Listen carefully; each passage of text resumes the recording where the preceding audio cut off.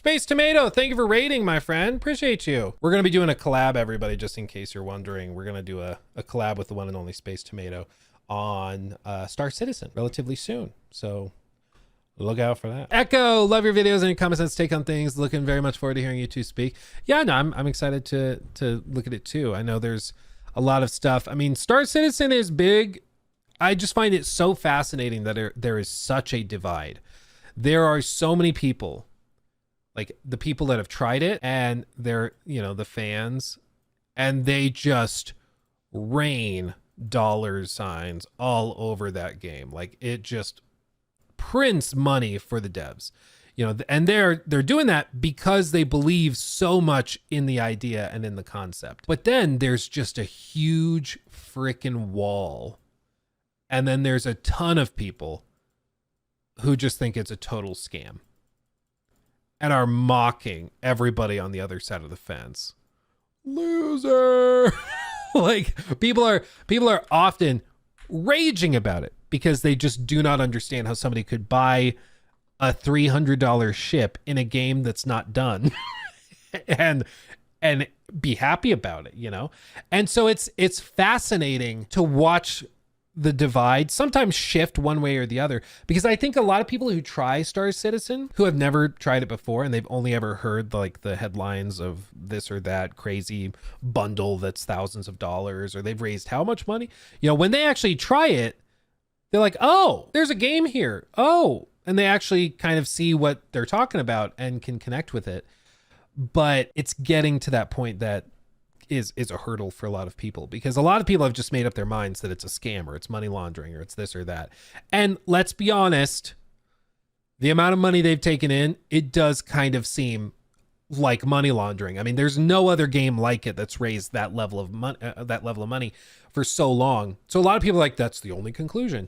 When in reality, it's just that Star Citizen, as far as I can tell, is just really that unique of a thing. There's just nothing like it.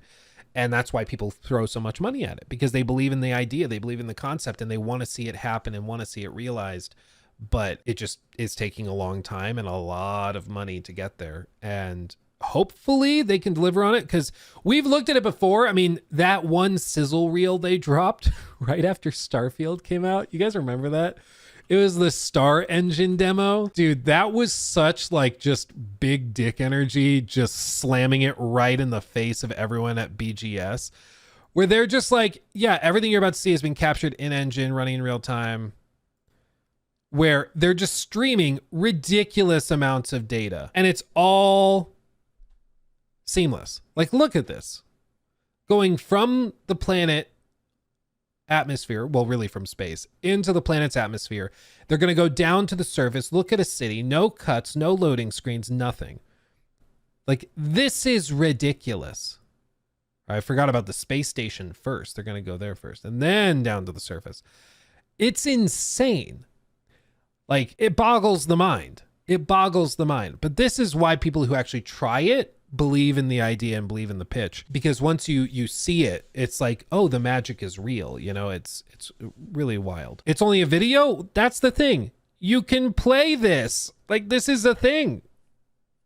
You can fly seamlessly from space right down into the city, into the planet's surface. Now, does this mean I'm happy with how they monetize it? No. Does this mean I'm happy with how they're selling thousands of dollars worth of packages in some cases that aren't even done yet? Like, no, I'm not thrilled about that. I think in a lot of ways it's similar to Tesla, where there's a lot of people that are ardent believers and fervent followers because they see the vision and they believe in the vision, even if the leadership is really bad about clearly outlining like when we're going to hit these targets and what's going to happen. You know, Elon can come on stage and say, yeah, the androids are going to be $20,000 and they're coming in the next few years. That probably means they're going to be $100,000 and they're going to come in a decade. And like, most people know that, but there's still some hardcore fans that are like, well, even still, it's still amazing, and can kind of look past it. But that's why I think for something like Star Citizen, or even the androids for Tesla or whatever, it's about the vision, and that's what people are connecting with, which is why the response is an emotional one. It's not a like analytical, similar response they'd have to any other standard game, because any other game, you apply the same stuff to Star Citizen that you would apply to a Ubisoft game, and Ubisoft would be crucified. Like, oh, they're going to accept thousands of dollars, technically hundreds of millions of dollars from their community before it's even done, and keep pushing it back. And like, people would be losing their minds. How many hundreds of dollars for a single ship? What? People lose their minds. But it's just because most people view Star Citizen as sort of its own thing. But just look at the crazy seamless transitions they're doing. It's outrageous. So I'm excited to chat with the man, the myth, the legend, Space Tomato about it soon, because they're going to do the whole whatever CitizenCon. They apparently have a lot of stuff to show there. So I'm excited to see what they've got. And yeah, I like the concept. I love the technology they have. It's one of the most technologically impressive things I've ever seen, what they're able to do. And in many ways, it's like if they put Starfield in this tool set, you have a game of the generation on your hands. So if they can deliver something similar with Squadron 42 or anything else they're doing, I think they're on track for something. But yeah, it's just fascinating. There literally is nothing else like it. That's what makes it so exceptional and extraordinary, because it is not ordinary at all. And when you try to evaluate it in an ordinary way, I think you miss a lot of the nuance of it and a lot of the things that make it so captivating for so many people. Because what you're seeing like is in the game now. You can fly your spaceship anywhere on this planet-sized planet, not a little marble-sized planet, a planet-sized planet, and you can just land and explore, do whatever you want. There's some things like the cave systems and other stuff that still, of course, is in the works, but it's pretty ridiculous what they're able to do. Is Star Citizen ever going to be finished? I think part of their pitch is that it will never be done, quote unquote. But I think that that's specifically because they are still like, they want to constantly improve it. They want to change it and shift it and all that. So yeah, pretty crazy. Oh, this is funny. In light of the Star Citizen stuff, this is just funny. Okay. Somebody got a modded version of Starfield. Okay. We just saw that shot, that continuous shot thing they did, where they just showed how impressive it was to just stream all this data seamlessly. This is what happens when you fly high within a level in Starfield, okay? You just take off, launch straight up. This is like a modded buggy. Makes you realize how many of the stones are the same as well, right? Like when you're actually playing it, you don't really notice with the procedural generation, like how much stuff is repeated. But like, if you look at this, like all of these are the same. Like this is the same rock as this rock, as this rock, as this rock, as this rock, as this rock, as this rock. Like they're all the same. They're just rotated different directions. And you don't really notice when you're running around. Like you can tell like these look really samey, but that's just how the procedural tech works. They just take the same few assets and repeat them 15 times. But look what happens when he flies up. Why can't you fly your ship in Starfield?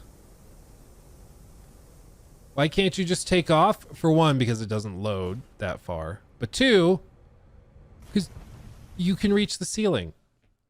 And for some reason in the creation engine, the ceiling of the firmament in Starfield is the ocean.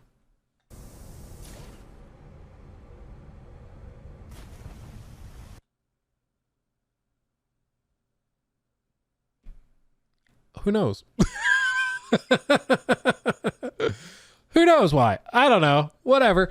I think what it is that in their engine, in the creation engine, there are certain like things that have to be there just when you create a scene or a level. And I think for this planet, what they're doing is when there is no water on this seed, the planet like is dropped below the water's surface.